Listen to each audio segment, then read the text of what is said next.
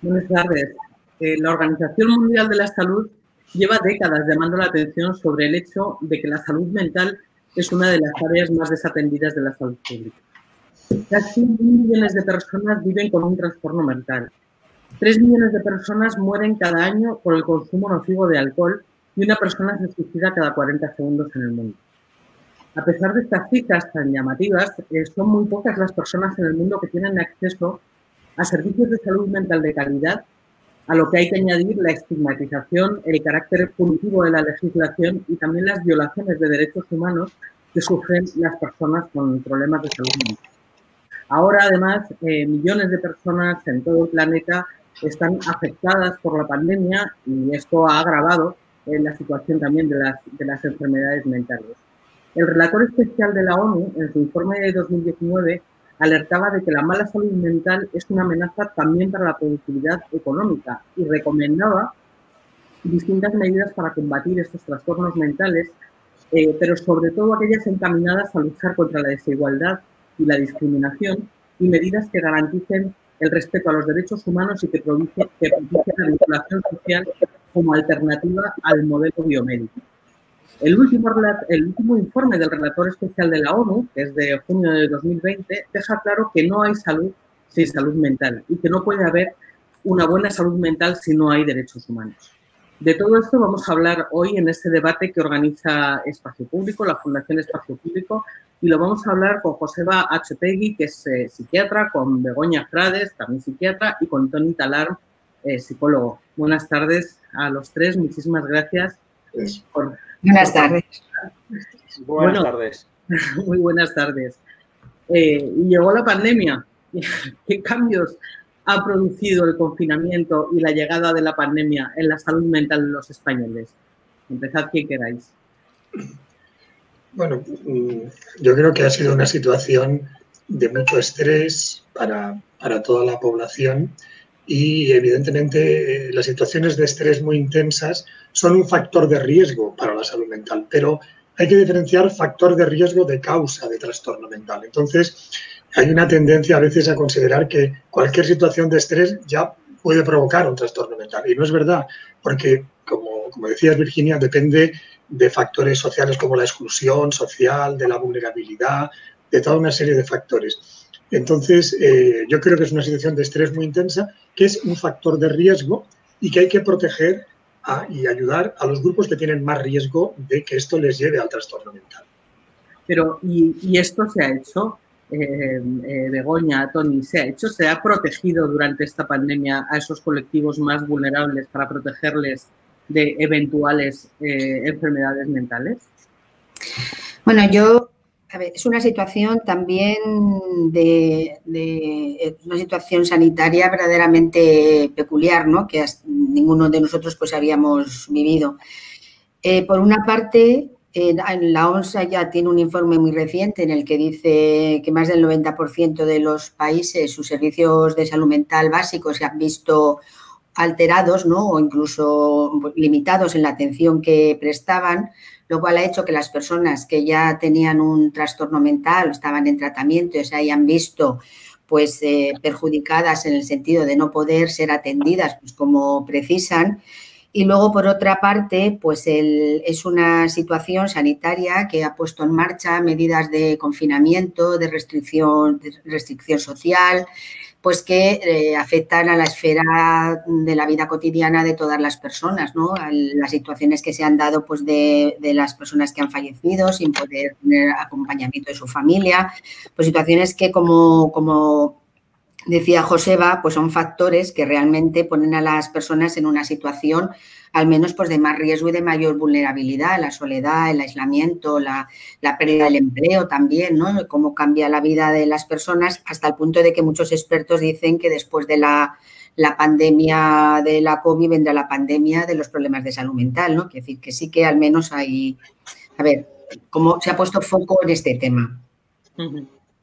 Pero, completamente de acuerdo con lo que señaláis, ¿no? El estrés como factor de riesgo, los condicionamientos sociales, pero es difícil realmente tener sobre cómo ha afectado la pandemia a las habitantes del Estado español, es difícil tener datos fiables, ¿no? Algunos datos que yo he ido encontrando de alguna investigación con muestras amplias señalan que no se ha producido una verdadera avalancha de trastornos mentales, sino que lo que se ha producido es malestar, inquietud, pues, respuestas de insomnio, de estrés, etcétera, ¿no? Pero no tanto un incremento de trastornos mentales propiamente dichos. Si esto vendrá o no vendrá a posteriori, pues es algo para lo que tenemos que estar preparados, ¿no? Ciertamente, los profesionales de la salud mental, por ejemplo, en algunos hospitales han reforzado la asistencia para los equipos sanitarios, que son las personas que han estado sometidas a un estrés tremendo, ¿no? A veces incluso con voluntarios. Pero yo diría que lo que son propiamente equipos de salud mental en la pública, reforzados para esta tarea, dudo mucho que, por lo que me han contado, que se hayan visto reforzados, ¿eh? Ahora, vale la pena señalar que la COVID, de momento, un índice muy superior de trastornos mentales propiamente dichos, parece que de momento, si dura más, ya lo veremos, de momento no está siendo así, ¿eh? Sí, yo comparto este planteamiento, porque hay una tendencia un poco a medicalizar, psiquiatrizar el estrés, el duelo.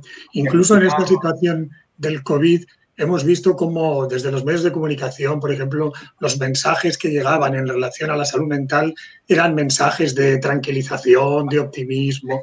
Salud mental es adaptación activa a la realidad. La mente surge como un instrumento de adaptación, no para estar tranquilos y despreocupados, ¿no?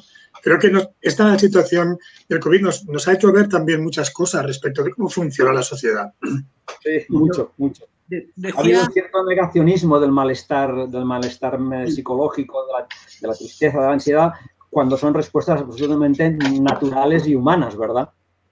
Pero esto no es nuevo en cualquier caso, ¿no? No. O sea, quiero decir, esta medicalización y patologización de procesos, digamos, naturales, ¿no? En determinadas circunstancias, esto no es nuevo ni se da ahora con el COVID. O sea, esto es algo que se viene haciendo ya desde varios años, ¿no? De hecho, tú que has hecho referencia al relator especial de la ONU, en el informe este último, el 2020, plantea la medicalización como uno de los mayores riesgos en contra de lo que sería la promoción de una buena salud mental, ¿no? La medicalización, porque además la medicalización es control, ¿no? Y es una manera, pues, de situaciones que son, pues, situaciones como decía Toni también, pues, de la vida, ¿no? Que son, pues, el sufrimiento y la angustia, tienen más que ver con otros determinantes sociales que con una patología psiquiátrica, ¿no? Entonces, así es.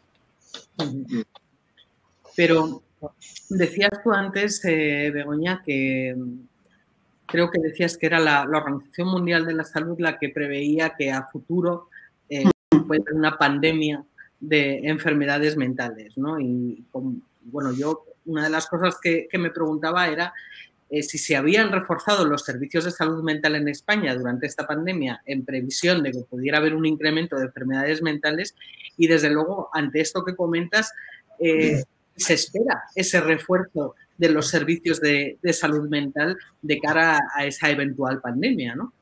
Pasa que, como decía Toni, decir que se incremente la ansiedad, el miedo, el aislamiento, eso no son enfermedades mentales, son respuestas a una situación, ¿no? Que, bueno, pues que lógicamente es adversa y genera miedo, genera tensión y genera una serie de cuestiones. Yo en eso coincido además totalmente con el relator, quiere decir que claro que y desde el plan también, el Día de la Salud Mental, del 10 de octubre, se enfatizaba mucho invertir en salud mental, pero invertir en salud mental, ¿en qué es invertir en salud mental? En poner más psiquiatras, más psicólogos, más centros, más hospitales, o invertir en lo que dice realmente los determinantes sociales, es decir, pues en la desigualdad, en la violencia, en la pobreza. No puede haber buena salud mental si no hay derechos humanos, si no están realmente, entonces todo lo demás, es decir, pues da igual aunque tengamos muchos profesionales de salud mental o muchos dispositivos. Hay que trabajar con los determinantes sociales y está claro que una situación como la pandemia, en la que va a dejar a muchas personas pues en situaciones individuales y sociales pues precarias, pues lógicamente hay que trabajar, pero invertir no creo yo que sea solo invertir en recursos humanos ni en recursos institucionales, sino invertir en la sociedad. Está claro que las sociedades cohesionadas, el apoyo social, el trabajar intentando eliminar la pobreza y trabajar en ámbitos educacionales, en la escuela, en el ámbito laboral, eso es invertir en salud mental, ¿no? Entonces, en ese sentido, y además eso es algo intersectorial y transversal, la salud mental no es solo un problema sanitario ni un problema médico, es un problema que realmente afecta a toda la sociedad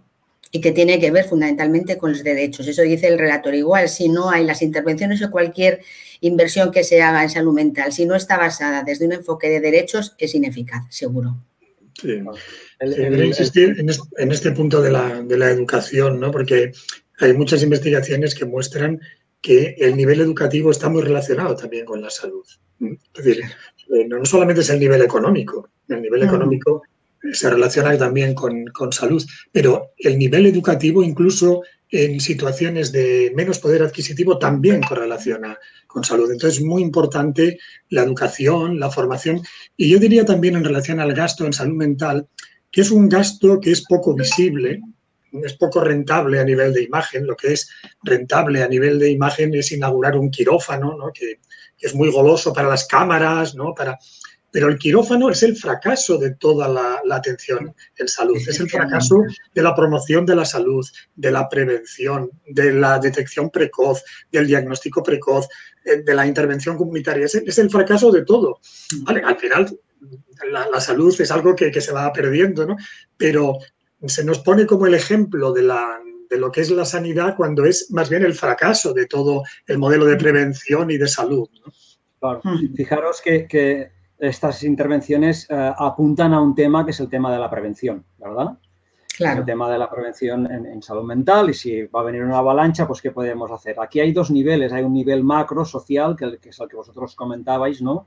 Y después también hay un nivel micro, ¿no? En el nivel micro, por ejemplo, en Cataluña, en el 2015-2016, el conseller Antoni Comín, que está actualmente, como sabéis, en el exilio, consiguió un incremento del 30% de los recursos de la Generalitat para salud mental. Pero, como él explica en la página web del debate en salud mental de Público, sí. Tanta inversión sin un modelo adecuado sobre cómo gastar este dinero, sin un modelo que reforme de alguna manera la atención psiquiátrica, que vaya más a la rehabilitación, a la integración, ¿no? A las perspectivas comunitarias, puede ser un dinero que realmente no sea tan eficaz como debiera, ¿no? Y luego está el tema de la prevención. A mí siempre me ha llamado mucho que en salud mental se hacen muchas tareas de prevención, pero sobre temas muy específicos, cuando me parece que, puesto que no sabemos exactamente las causas de los trastornos mentales, sería mucho más adecuado hacer prevención en estas áreas que comentabais vosotros, educación, áreas laborales, en las escuelas, ¿no? Es decir, una prevención inespecífica, ¿no? Sobre los condicionamientos sociales de los trastornos mentales. Pero, curiosamente, de esta prevención inespecífica y de estos condicionamientos sociales, no hay muchos libros que hablen de esto, ¿eh? Hay muchos, pero, o sea, hay bastantes, pero la mayoría de los libros de psiquiatría, salud mental y psicología clínica no tocan estos temas, curiosamente. Es más, yo creo que muchas veces cuando lo poco que se habla de prevención es más hipocondrizar a la gente. Sí. Se le despiertan miedos, todo es enfermedad, o sea que todavía es más complicado.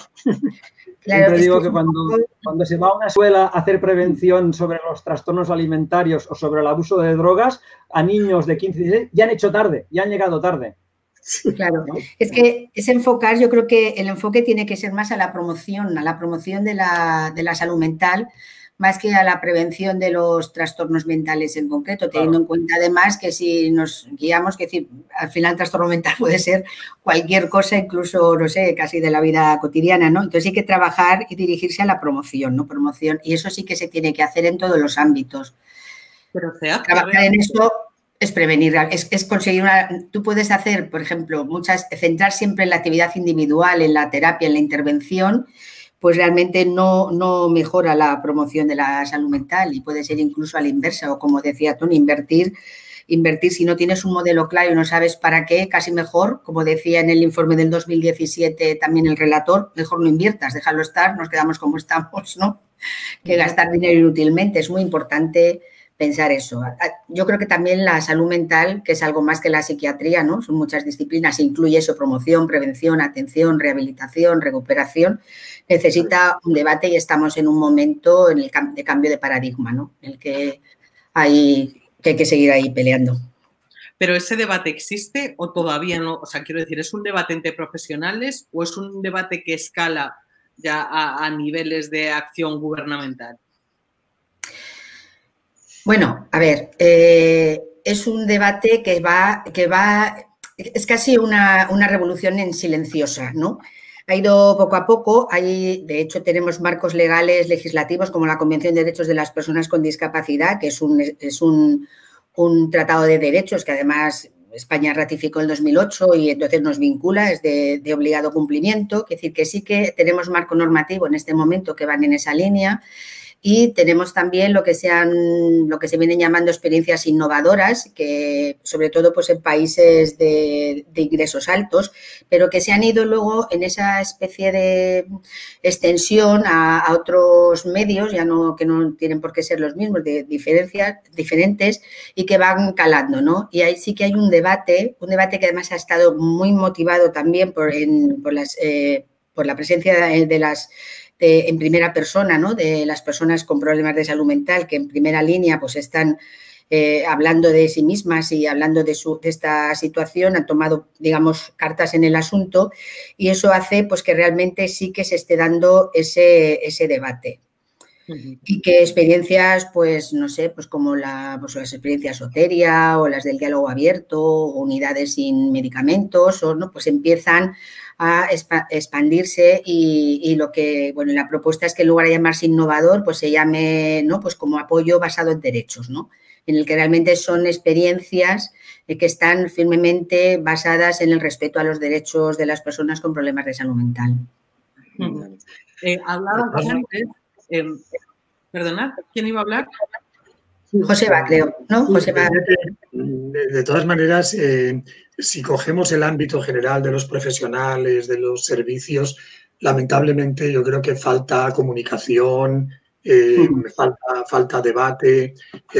Tenemos una tendencia a trabajar muy por escuelas, por grupos y, no sé, yo creo que sería estupendo, ¿no? Y ojalá este tipo de foros sirvan, ¿no? para ir en esa línea, pero no hay demasiado debate en profundidad entre diferentes perspectivas dentro del área de la psiquiatría, de la psicología, de la salud mental, creo yo.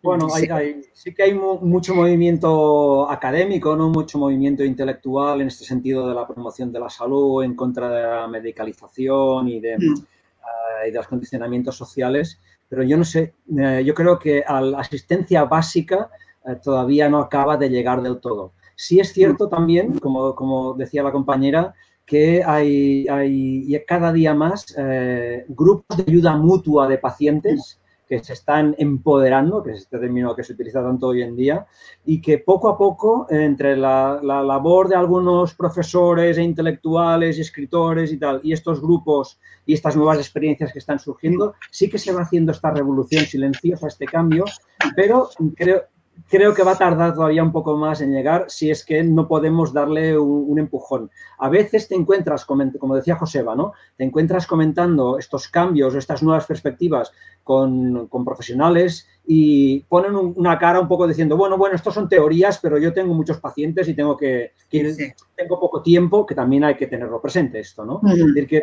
la revolución llegará, pero habrá que empujarla un poquito, ¿eh? Bueno. Pero de todas maneras también hay una corriente muy fuerte dentro de todo el área de la psiquiatría que tiene una idea de que el trastorno mental es algo biológico. Ya se habla no tanto de salud mental, sino salud cerebral directamente. Ya la mente te la saltas, ¿no? Entonces, y eso pesa mucho en los medios de comunicación. Tú, Virginia, que diriges el periódico, ¿no? En los medios de comunicación, no el tuyo, pero en general hay una versión de lo que es la salud mental, reduccionista, totalmente, que si la dopamina, que si la serotonina, y no salimos de aquí, ¿eh? O sea, que cuidado que ese es el panorama. Claro, yo justo os iba a comentar, ¿no?, que en lo que hemos hablado previamente, parece que queda claro que la enfermedad mental o el trastorno mental, y yo diría, sin ser obviamente médico ni experta, que cualquier enfermedad está determinada por factores biológicos, psicológicos y sociales también, ¿no? O sea, casi cualquiera, ¿no? Pero cada vez más en vuestra área específica, en el área sobre todo de la psiquiatría, tengo entendido, se está abandonando el modelo comunitario de atención basado en ese modelo biopsicosocial, ¿no?, que lo llamáis así, ¿no?, si no me equivoco. Sí, sí. ¿Qué consecuencias tiene el abandono de ese modelo? O sea, el olvidar que hay factores sociales también que intervienen en estos procesos. Pues yo creo que las consecuencias son catastróficas. O sea, directamente, son catastróficas. ¿En qué sentido? En el sentido de que si el malestar mental o las dificultades mentales se aíslan por completo de la sociedad en la que vivimos, digamos, esto de alguna manera tiene dos efectos, o más de un efecto. Tiene el efecto de dejar, de eximir a la sociedad o al sistema o a la organización social de todo tipo de responsabilidad y de hacer sentir al individuo que tiene problemas que son absolutamente personales, que no tienen nada que ver con el entorno, y esto implica sensación de fracaso, de pérdida de autoestima, del síndrome del impostor, es decir, y las consecuencias de esto son lo que estamos viendo cada día, un incremento del consumo de psicofármacos, un incremento del consumo de drogas, un incremento de consumo del alcohol, etcétera, etcétera. Es decir, tiene la consecuencia de que nadie se cuestiona nada de lo que estamos diciendo a propósito de los condicionamientos sociales y que deja a los enfermos, entre comillas, a mí no me gusta el término enfermedad mental, pero que los deja, digamos, más solos que a la una, sin poder entender también qué está pasando, qué les está pasando y cómo lo que les está pasando tiene que ver con su entorno. Y claro, esto es una tendencia muy fuerte hoy en día. Pero eso que comentas, además, es tremendo, ¿no? Porque cuando la causa del trastorno es la pobreza, por ejemplo, o la exclusión, hay una sensación de que sí que existe una cierta tendencia a señalar al individuo casi como responsable único de su situación y de su enfermedad, ¿no? Y esto al final termina culpabilizando a la persona y de alguna forma lo revictimiza también, ¿no? Entonces, ¿esto por qué sucede? O sea, no se enseña, y os lo pregunto con toda la ingenuidad, digamos, ¿no? O sea, pero no se enseña en las facultades que los trastornos mentales están íntimamente relacionados con la experiencia vital de la gente. A ver, Joseba, tú que estás en la universidad. Estamos en la misma universidad. Vale. Los universitarios. Sí, pero yo iría más allá de Tony, porque yo creo que al final ya no se pone tanto en la persona, se pone en el cerebro, como decía antes, ¿no? O sea que al final ya no es responsabilidad tampoco de la persona, es que te ha fallado un neurotransmisor y entonces, y al final, como dicen los compañeros psiquiatras ingleses, se está medicalizando la miseria, ¿eh? O sea, la miseria y los problemas acaban convertidos en temas médicos, ¿no? Claro, yo no, perdona, la idea es, tú preguntabas qué se enseña en las facultades de psicología, ¿no? Bueno, pregunto si no se enseña en las facultades de psicología. Te haré una broma, aquella que dice, me alegro de que me haga esta pregunta, ¿eh? Eso es lo que le decía. Y entonces yo me preguntaría, ¿qué es hoy en día una facultad de psicología? ¿Qué es hoy en día? Hay muchas facultades de psicología, ya puedo hablar por las que conozco, ¿no?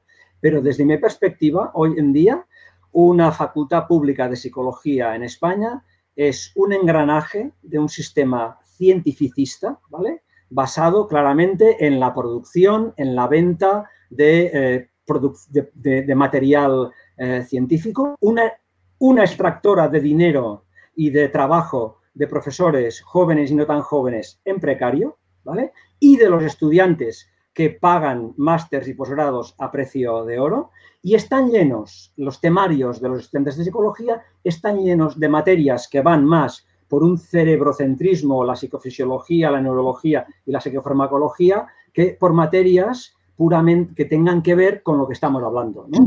Por ejemplo, mis alumnos saben mucha más estadística que cosas referidas a los sentimientos básicos como el amor, el odio, la ambición, la envidia, los celos y de sociología, por ejemplo, ¿no? Estos son facultades de psicología hoy en día, desde mi punto de vista. No sé, Joseba, que está en mi misma facultad. Comparto mucho. Sí, sí. ¿Y en psiquiatría ocurre lo mismo? ¿Perdón? ¿En psiquiatría ocurre lo mismo en las facultades de psiquiatría?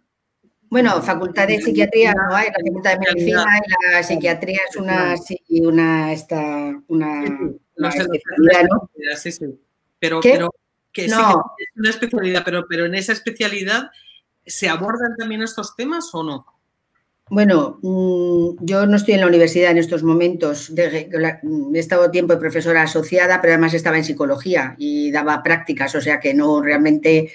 Cuando yo estudié psiquiatría, eso hace ya muchísimos años, pues nada, aprendías, bueno, pues lo que se llama la psiquiatría académica, pues que son las clasificaciones, las enfermedades, entendiendo que, bueno, pues enfermedades es relativo llamarlo realmente porque no tienen la estructura ni no, pues no conoces ni la etiología, ni la etopatogenia, ni en fin, pues un poco es un...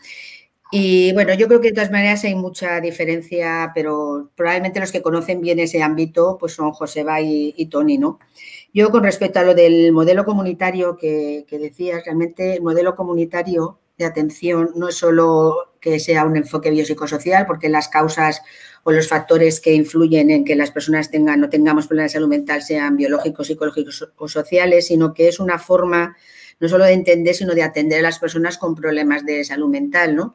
Es la salida pues a siglos de institucionalización, de exclusión, de maltrato, de discriminación de las personas con enfermedad mental o con problemas de salud mental, ¿no? El modelo comunitario coge el modelo salubrista de la salud pública, el que trabaja pues eso con la promoción, la prevención, el tratamiento y la rehabilitación en la propia comunidad, ¿no? Y es la propia comunidad donde tienen que estar las personas desde una perspectiva inclusiva, ¿no? Todo eso es lo que enlaza con los derechos, es con lo que un poco el tema central de este debate, ¿no? No se puede entender la atención si no está basada en la inclusión total, en entender las personas con problemas de salud mental, pues entenderlas desde la diversidad, ¿no? Siendo y teniendo pues los mismos derechos exactamente que cualquier otra persona, y desde ahí es de donde se debe de asumir. De todas maneras, el modelo, digamos, reconocido legalmente y el que está pues en nuestra estrategia nacional, en la que está en todos los planes y programas de salud mental, pues está ese basado en el modelo comunitario, pero luego, pues eso, pasa lo que pasa. No es tan... Una cosa es la letra y otra la práctica, ¿no? Sí, sí, yo creo que al final, como se suele decir, es un modelo bio. En vez de biopsicosocial, bio.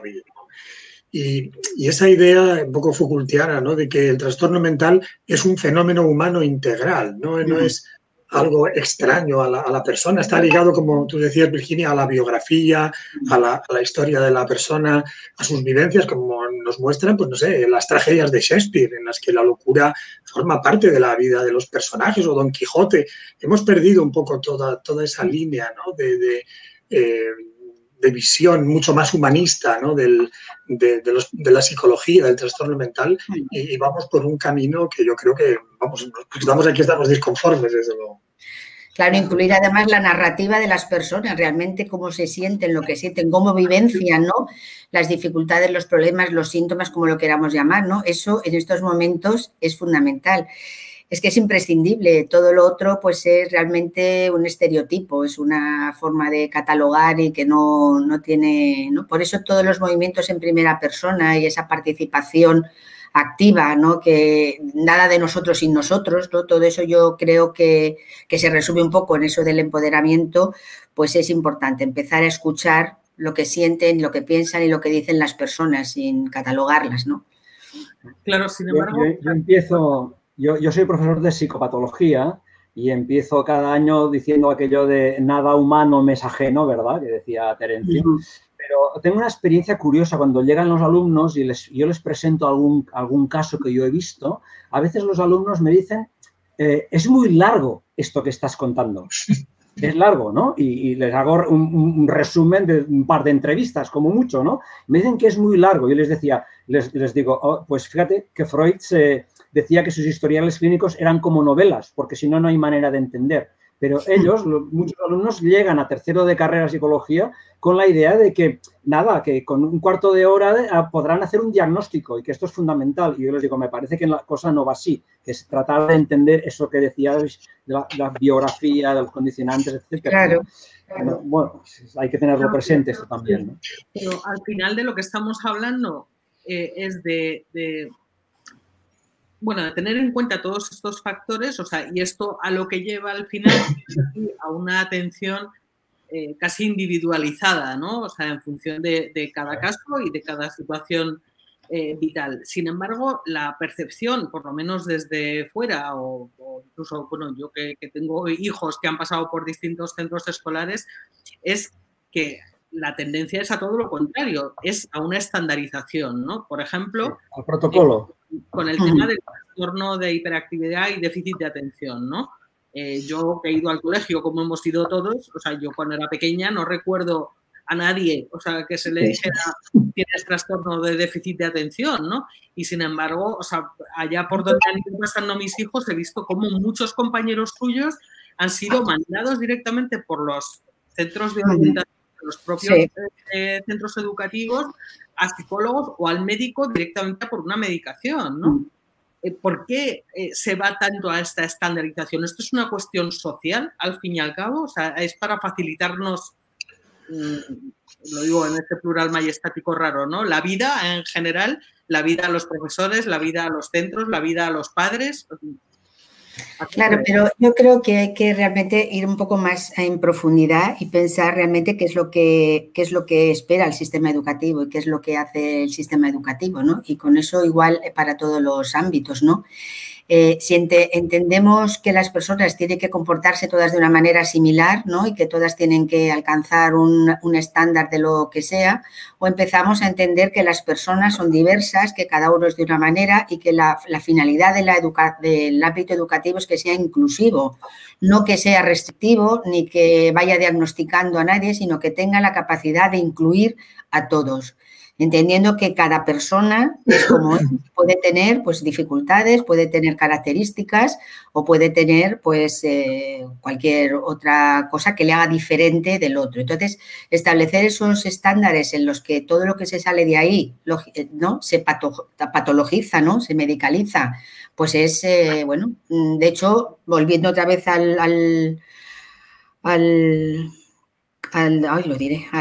relator especial de la ONU, pues bueno, y en general la ONU, la recomendación de no medicar a los niños y a los adolescentes lo menos posible, por supuesto, pues estar en los ambientes normales y naturales, no en instituciones, ¿no? En fin, yo creo que hay que pensar muy mucho, no funcionar, como decía Tony, ¿no? Con el protocolo. Al final todo el mundo quiere protocolos de qué es lo que tiene que hacer cuando aparece esto, qué es lo que tiene que hacer cuando aparece el otro, y es aproximarse a la persona como persona y escuchar y ver las necesidades e incluirlas. No tiene tampoco más, un poco como tú decías, Virginia, pues como cuando eras pequeño ibas al colegio, ¿no? Pues ya está, pues te incluían de una forma u otra, pues ahí estabas. Sí, lo que decía Virginia, hoy en día sí que se dice, ¿no? Que hay una verdadera epidemia de TDAH, ¿no? Cuando otros profesionales señalan que la verdadera epidemia no es del TDAH, sino del diagnóstico del TDAH, ¿no? Claro. Por ejemplo, hay unas cifras muy diferentes en diferentes países de Europa, ¿no? Y ¿qué está pasando aquí? También hay que poderse poner en la piel de un maestro de escuela. De un maestro de escuela que si tiene suerte tiene 22 niños en la clase y si tiene mala suerte puede tener 25 o 27, ¿no? A veces este maestro no puede más, entonces este maestro de alguna manera pide ayuda a los padres y los padres piden ayuda al pediatra y entre todos se forma una bola de nieve muy peligrosa que hace que en España pues, tengamos casi más del 10% de los niños que pueden recibir un diagnóstico de TDAH, ¿no? Esto hay que... Fijémonos que incluso hay hospitales de estos que punteros, ¿no?, de tercer nivel que ya tienen unidades especializadas para el TDAH, ¿no? Y estas unidades especializadas también habría que ver, como señala Jorge Tizón, que es compañero nuestro aquí en Cataluña, quién las financia, estas unidades de TDAH para niños y para adultos. Yo creo que esto está ligado también al modelo social. Un segundo. ¿Quién las financia? Porque te refieres a que las financian a lo mejor farmacéuticas. Sí, descaradamente. Sí. Las farmacéuticas financian estas unidades especializadas y financian las webs, congresos y reuniones y asociaciones de padres de estos niños para que puedan encontrarse y compartir sus experiencias, ¿no? Cuando, como decíamos antes, estamos repartiendo, como dice Tizón, estamos repartiendo pastillas a los niños que no se diferencian en mucho de las que toman los jóvenes en los after hours, ¿verdad? Y con poca prudencia, cuando se debería aplicar un principio con los niños, sobre todo el principio de la medicina basada en la prudencia, más que en la evidencia, porque evidencia tampoco hay. En lo primero no dañar. Sí, yo diría que esto también está ligado al modelo de sociedad, ¿no? Una sociedad de consumo en la cual cualquier necesidad se supone que tiene un producto que la sacia, que la satisface, llega también a toda el área de la salud mental. Tienes un malestar, pues habrá algo, en alguna estantería habrá algún producto que te va a quitar ese malestar. Y es el modelo social. Hoy en día cuesta entender la idea de proceso, de elaboración, de que un proceso de duelo pueda suponer cierto dolor. No, el dolor se tiene que quitar, siempre tiene que desaparecer. Ese es el modelo social. Entonces, claro, estamos dentro de esa realidad, creo yo. Pues fíjate, Virginia, la cantidad de financiación que se necesita precisamente para esto, para que los padres tengan una parentalidad positiva, haya coordinación con la escuela, no se segregue a los niños, se los excluya, en fin, la verdad es que ahí es donde debe ir bien la financiación. Lo que dice Joseba, totalmente de acuerdo, así es. Claro, pero hablabas, Joseba, del modelo social, ¿no? Sí. Que es algo que yo creo que queda bastante reflejado en las redes sociales, por ejemplo, y en cómo en las redes sociales proyectan un modelo que es totalmente narcisista, consumista. Y claro, cuando chavales de edades cada vez más reducidas, o sea, chavales muy jovencitos, o sea, que muchas veces son, si me apuráis, hasta preadolescentes, ¿no? O sea, porque con 11, 12 años están ya accediendo a todo esto. Este acceso y este reflejo que reciben, ¿no?, de consumo, de narcisismo y demás, se traduce en nuevas enfermedades mentales o nuevos trastornos mentales o problemas de salud mental en estos chavales. ¿Hay un incremento notable de problemas en chavales de estas edades o a futuro? Yo diría, como he dicho al principio, estos son factores de riesgo, no son causas. Son factores de riesgo que incrementan las posibilidades de que chicos, en este caso más vulnerables, acaben desarrollando un trastorno. Pero evidentemente son factores de riesgo porque las redes sociales al final pues incrementan la inseguridad, bajan la autoestima porque todo el mundo se está comparando continuamente, la gente da falsas imágenes para parecer mejor de lo que es, pone siempre fotos de selfies de situaciones fantásticas, a veces incluso inventadas, ¿no? Claro, este contexto es un contexto insano y ahí es donde yo creo que el trastorno mental es entendido también como un malestar que debe ser erradicado como cualquier tipo de malestar. Y eso va en contra de las leyes del funcionamiento mental, que son leyes que requieren pues, esfuerzos, requieren procesos de elaboración. Y esto es lo que en el modelo social actual pues, no se entiende, se va contra esto. Y como lo que dice Joseba, ¿no? Los factores de riesgo están ahí, lo que tenemos que hacer también es pararnos en cuáles son los factores de protección, ¿no? Es decir, saber que la cohesión social, que el apoyo social, que la ayuda entre pares, hay muchas cosas que sabemos, ¿no?, que son factores de protección frente a la mala salud mental, ¿no?, por llamarla de alguna manera, en lugar de trastorno mental, así como factores de riesgo que sabemos, ¿no?, pues como los que se están comentando. Entonces, ante esa situación, pues hay que trabajar en el ámbito educativo, en la familia, en la sociedad en general, pues fomentando y protegiendo aquellos desarrollando todos esos factores de protección que hacen que puedas resistir de alguna manera, ¿no? Tener resiliencia o resistencia también pues a las adversidades, incluidas pues un uso inadecuado de las redes, ¿no? Sí, sí.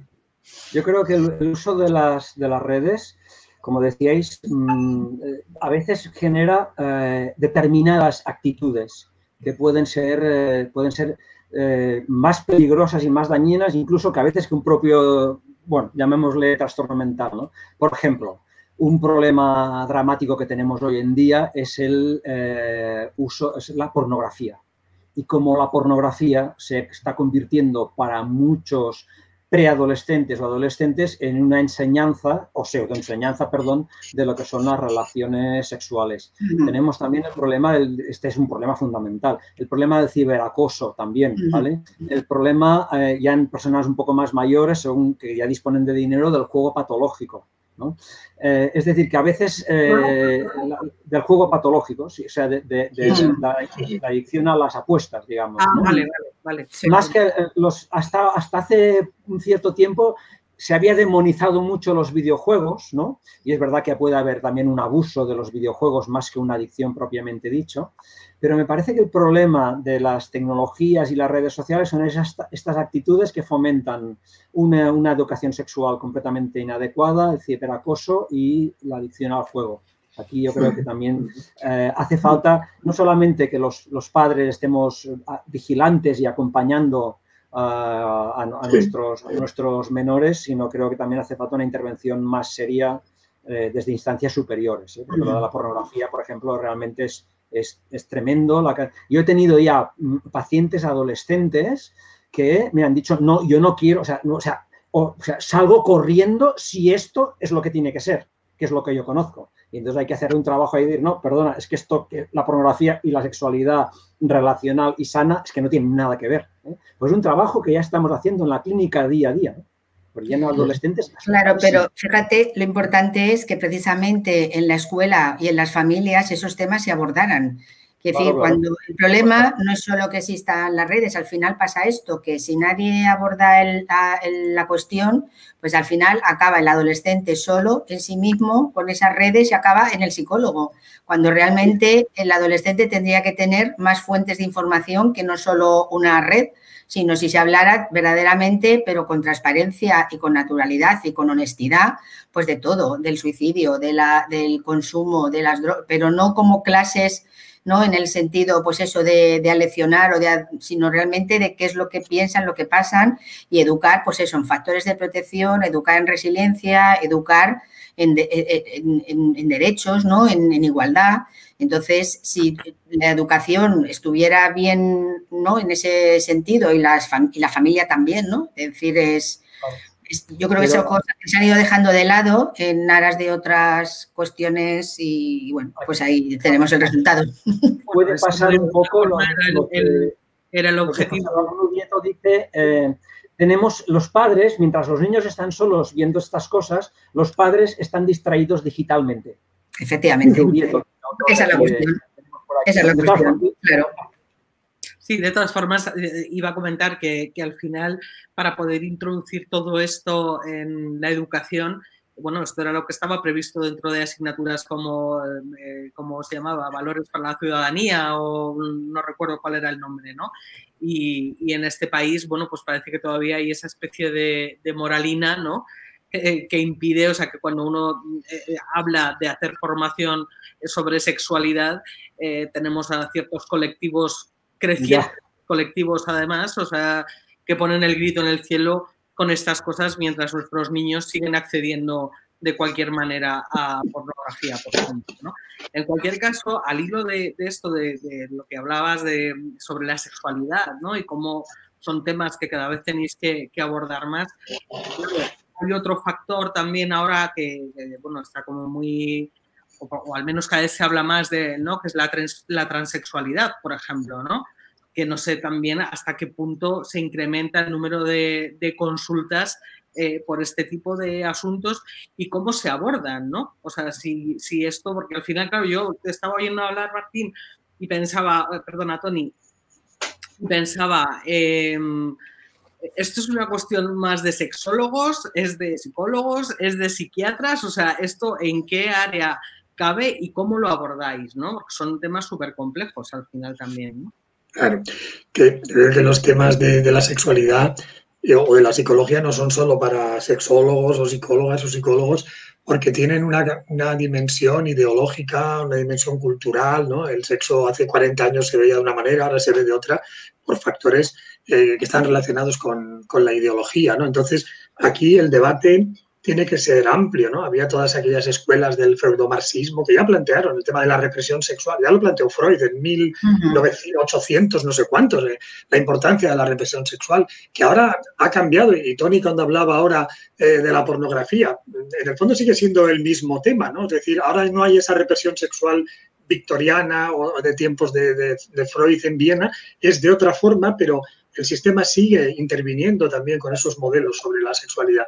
Y la sexualidad plantea, lo mismo que la salud mental, un debate que trasciende los profesionales y implica a toda la sociedad, porque hay mucha ideología, hay tanta ideología como técnica, yo creo, en estas áreas.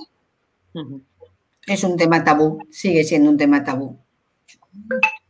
Sorprende bastante, ¿eh? O sea, que esto siga siendo tabú, la verdad. Tú preguntabas cómo lo abordábamos, ¿no? Yo sí. Te responderé desde la clínica, ¿no?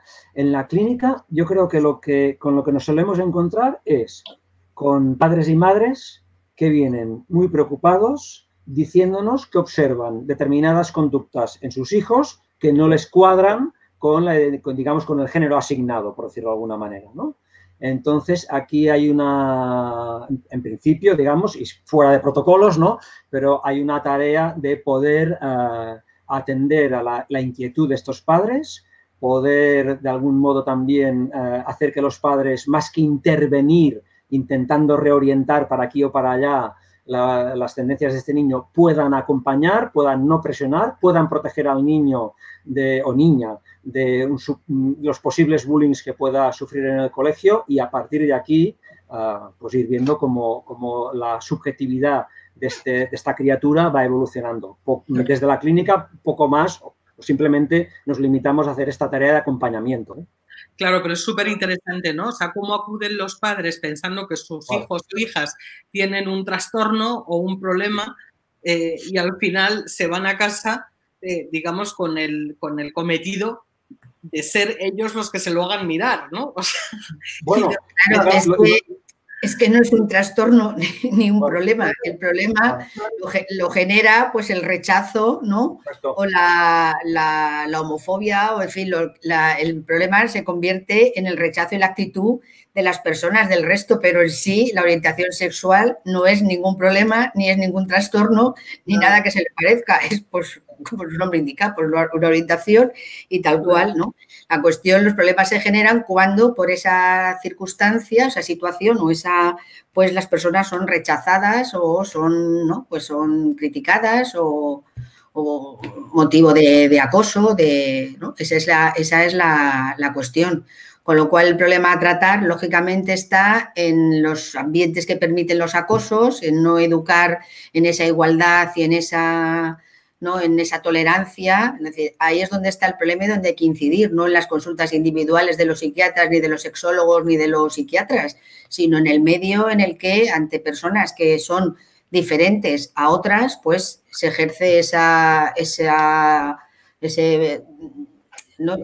cosa negativa. O sea, ¿no? Ahí es donde tendremos verdaderamente igual que invertir y que gastar los esfuerzos. Que las personas no rechacen a otras porque sean diferentes.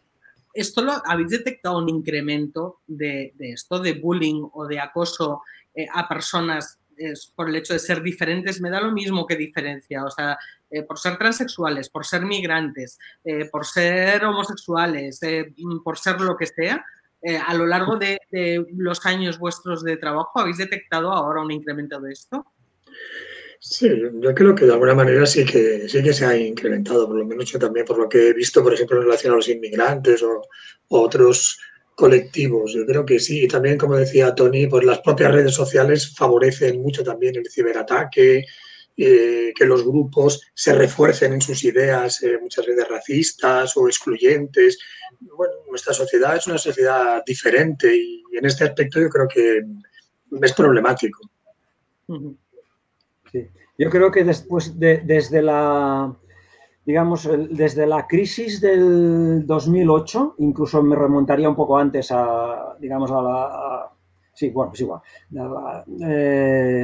la sociedad de algún modo se va polarizando cada vez más. Es decir,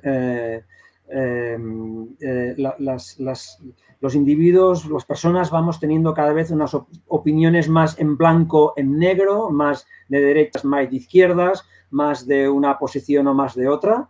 Y entonces también en este sentido hay un esfuerzo de muchas gentes por no salirse de la norma, por todo lo que viendo todo lo que se sale de la norma como una cosa extraña, extranjero, nosotros y los otros, extranjeros y autóctonos, ¿no? Y esto también a veces en los patios de los colegios se observa y sí, que se fomenta. Yo creo que sí, que hay un cierto incremento de las conductas de acoso, de las conductas de bullying, y que son factores de riesgo muy importantes para víctimas y para victimarios también, ¿eh?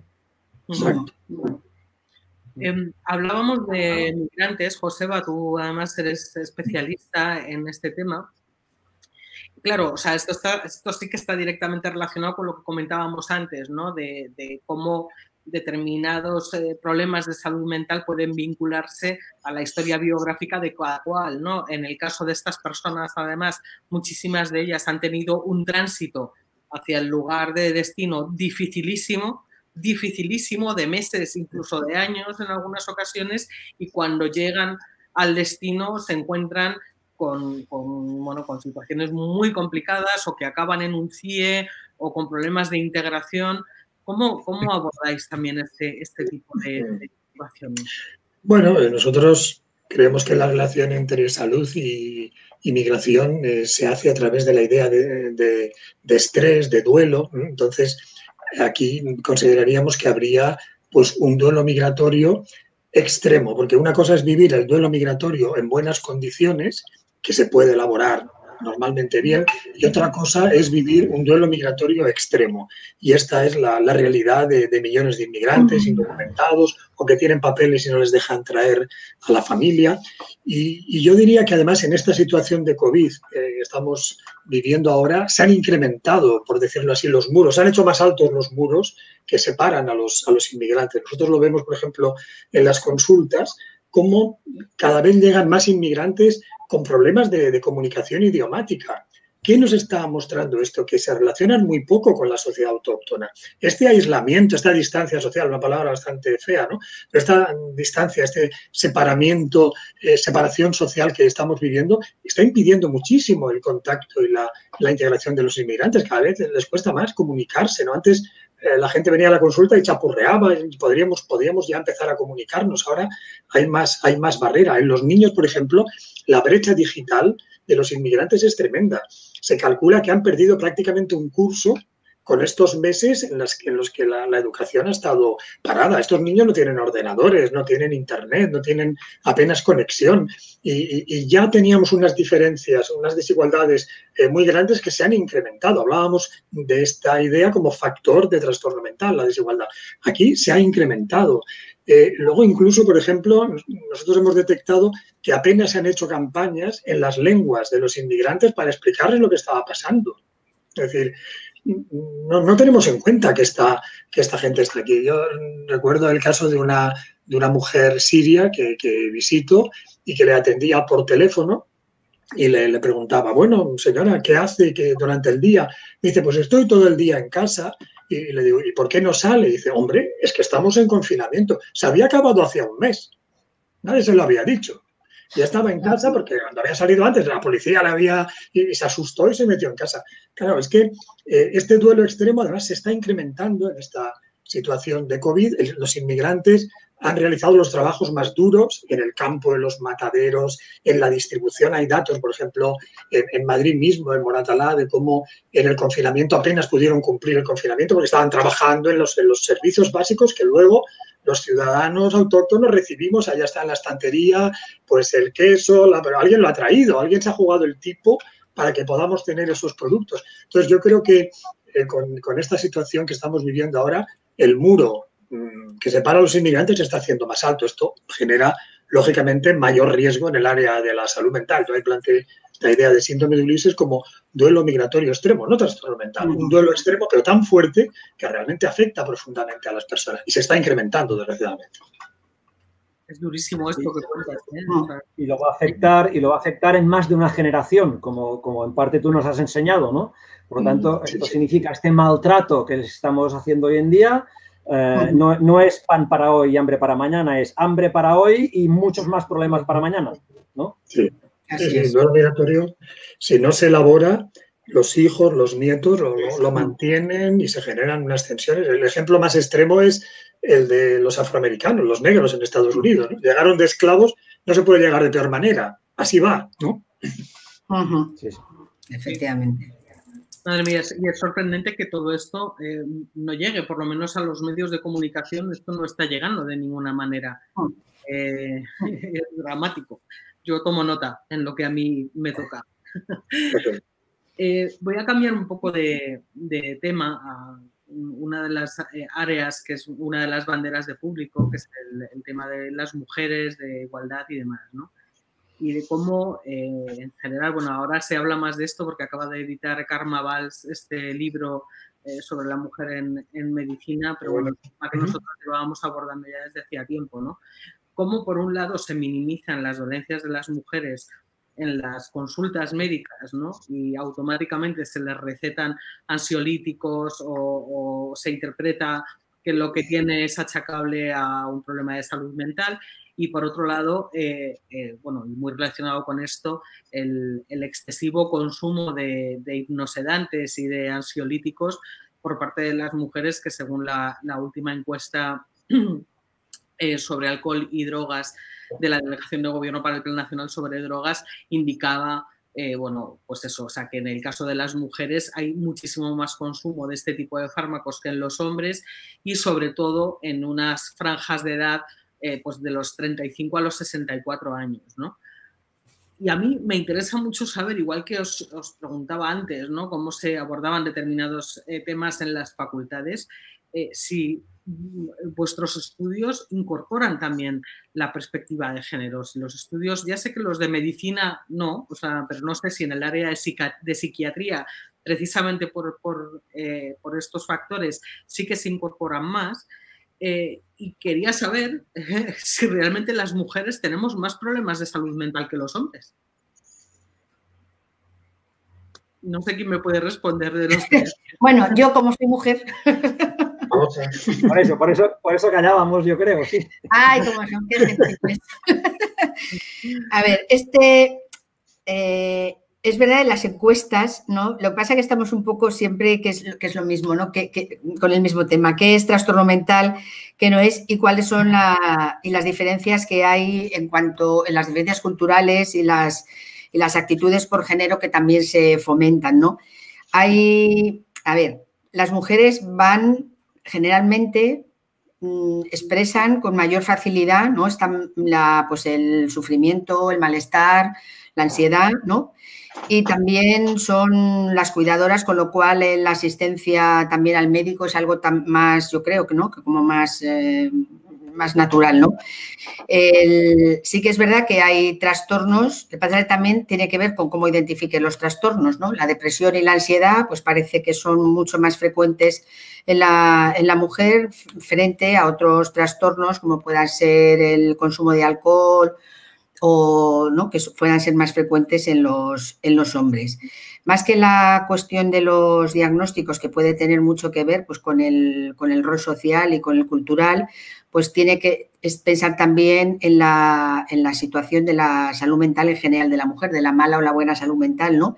Y eso tiene mucho que ver pues, con la situación con la variable género, ¿no? En cuanto pues, al rol que representa, a las presiones y, claro, tiene mucho que ver. Pasa una cosa curiosa en esto, ¿no? se dice que en psicopatología infantil son los niños los que presentan más problemas que las niñas y, en cambio, en psicopatología de adultos son las mujeres las que presentan más problemas que los hombres. Por lo tanto, aquí parece que la inserción como rol en la sociedad juega un papel muy importante, ¿no? Muy importante. Muy importante. Entonces, además, a tenor de este comentario, el otro día encontré fijaros lo que encontré. En la Universidad Autónoma de Barcelona hay un posgrado sobre psicopatología de género, ¿de acuerdo? Y me pensé, mira qué interesante, ¿no? Este posgrado, decía la página web, tiene 2 asignaturas. Una de ellas se llama psicología de género. Y mirar el temario: síndrome premenstrual, fertilidad y reproducción, conducta animal, maternaje en los primates, retrasos del desarrollo y género, ciclo reproductivo, modelos animales de estrés. Fabuloso. Es increíble. Entonces, se ha incorporado mucho, ¿no? No. Preguntaba Virginia, ¿se ha incorporado? No se ha incorporado. Y pues yo creo que sí, que definitivamente es una tarea pendiente también. Y sí, claro que las mujeres pueden expresar más quejas a propósito de sus malestares, ¿no? Porque no nos engañemos. Todavía, hoy en día, las mujeres, según cómo, sufren yendo por la calle y tienen miedo de ir por la calle. Claro. Entonces, si yo cada día que salgo, o según a qué hora salgo, o si quiero salir ahora que ya es un poco oscuro, voy, no con paranoia, pero voy un poco sufriendo porque ya me ha pasado alguna cosita o algún detallito, y así cada 2 por 3, pues tampoco saldría muy relajado, ¿verdad? Entonces esto también hay que tenerlo presente, ¿eh? Muy presente. Bueno, justamente ahora que estamos en estos temas de la violencia de género.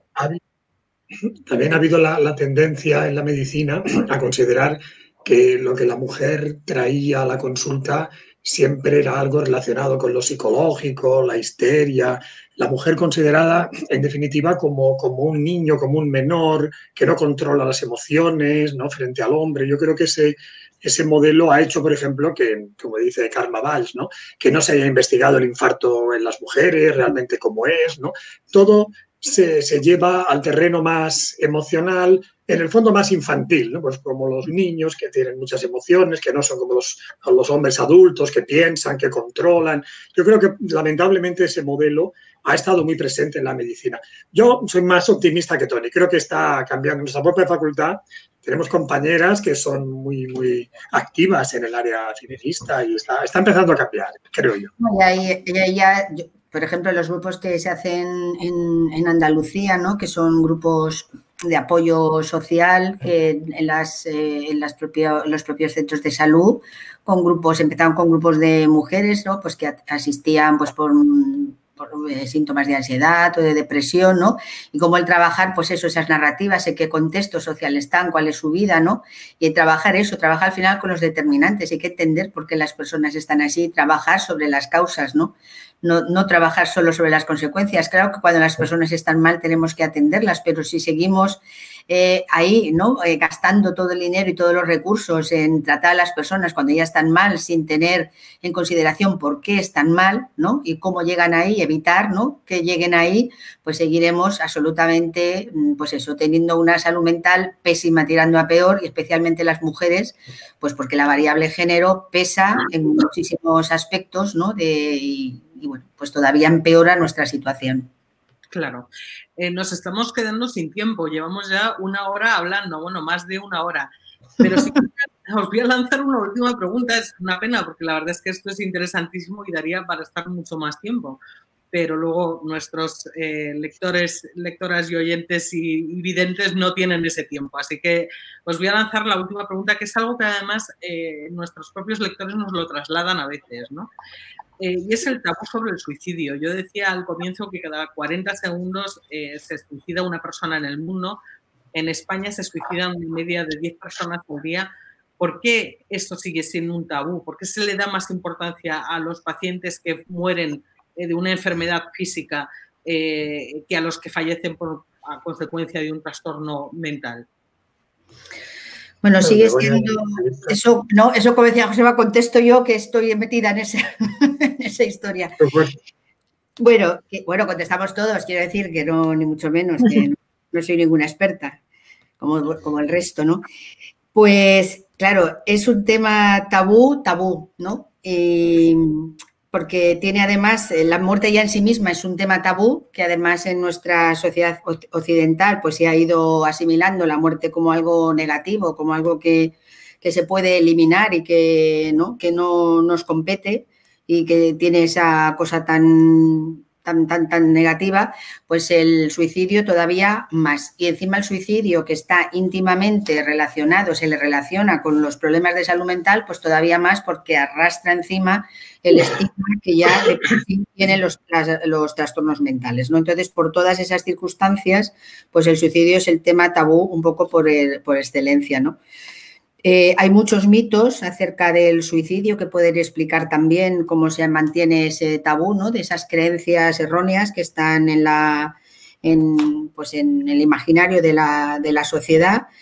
Y luego también, pues lo poco que se ha ido desarrollando, pues ahora empieza, ¿no? Realmente desde hace unos años, algunas décadas y más, sobre todo en los últimos 10 años, cómo se va trabajando con la prevención del suicidio, ¿no? Pero es un tema que hay que empezar a hablar. En la Comunidad Valenciana hicimos una campaña para sensibilizar a la población general, les hizo un plan de prevención del suicidio y de atención a la conducta y manejo de la conducta suicida en el 2017, en el 2018 la campaña, y la campaña decía esto, ¿no? Rompamos el silencio, hablemos del suicidio, ¿no? Entonces hay que empezar a hablar de una manera adecuada. Ya la OMS hace casi 20 años decía que los medios de comunicación pues eran no son los que a veces son un factor de riesgo, ¿no? Por la forma en la que cuentan las noticias, sino que por el contrario pueden ser un potente factor de la prevención, jugar un potente papel en la prevención del suicidio, ¿no? Entonces, pues sí, es un tema tabú, desgraciadamente, pero en ello estamos. Empezar a hablar del suicidio de una manera adecuada en la escuela, en el ámbito laboral, en la sociedad en general, en los medios de comunicación, ¿no? No mostrar el suicidio pues como un hecho complejo, multifactorial, en fin, dar una información y que además puede prevenirse, pues es el camino, ¿no? Que hemos iniciado pues ya en bastantes personas. Tony, Joseba, en Cataluña, Begoña, también hay una... vale. Que nos hemos pasado muchísimo de tiempo, llevamos 1 hora y 7 minutos, así que lo siento, Tony, que te he tenido que cortar. No, ningún problema. Bueno, muchísimas gracias Gracias a ti, Virginia, de verdad.